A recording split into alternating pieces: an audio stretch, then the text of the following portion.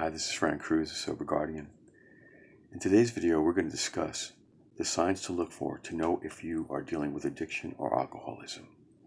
But before we get into that, I definitely want to make clear that I like to use the word addiction because it covers the whole gamut, from the alcoholism to the drugs, to the sex, to the gambling, to the eating disorders, right? So for the purposes of my videos, I'll be using the word addiction.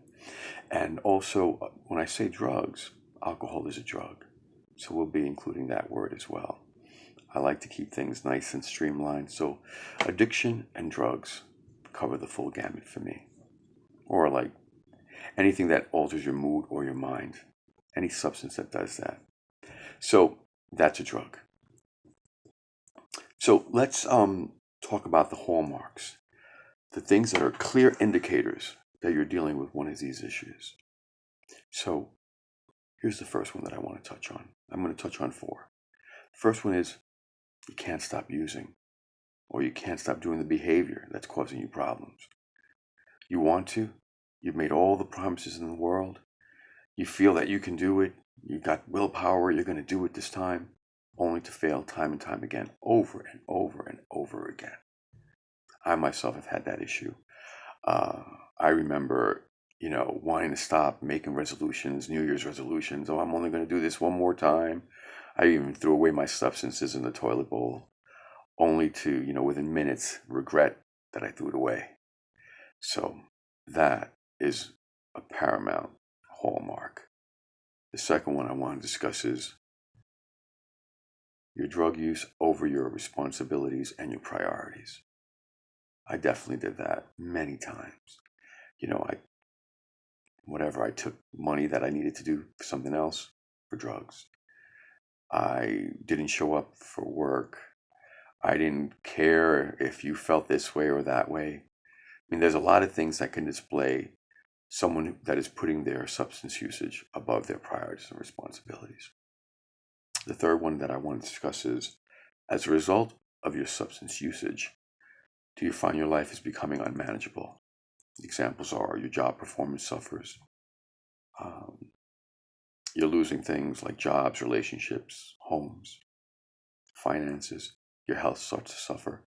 For those of you who are extraordinarily wealthy, you won't experience that. But you'll certainly experience the other things, So that's something to look for. That's another hallmark. And then the last one is, do you continue to use despite knowing it's ruining your life and hurting the people around you, negatively affecting them?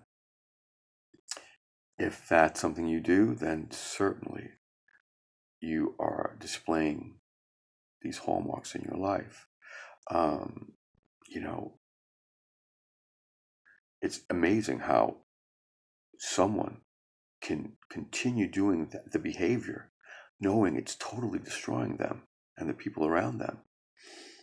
So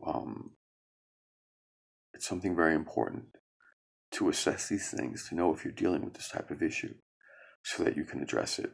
Because the reality is, for someone in this position, they have 3 options. Either they'll end up going to an institution, right? Going to a jail, or ending up dead. That's the reality. You see it all the time. People are ODing all the time. Families destroyed, every day, all day, every day. And it's just so sad and horrible. So, this is very important information.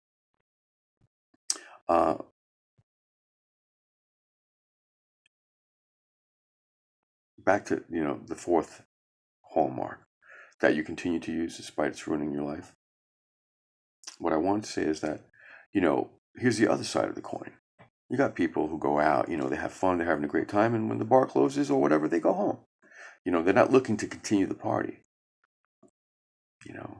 They pay their rent. They don't use, their money that they're using for their responsibilities to get drugs. So these are really clear markers to determine for yourself, because the reality is only you can diagnose yourself. Even if everyone around you is telling you, it doesn't matter. Until you make that determination for yourself, there's no help. Okay? So, we're wishing all the best for everyone out there. Me personally, I work as a New York State Department of Health certified addictions recovery coach, interventionist, sober companion. I've been clean for over 14 years. I've been in recovery for over 24 years. And I had some relapses, but that's part of my story, and it helps me understand other people who have relapse. And relapse is a part of recovery, so it's serving me, and I can use it to help others. So I want to thank you for tuning in, and I do hope you get something of value from this. And if you do, please give me a thumbs up. And if you want more content like this, please subscribe to the channel. Thank you and be well.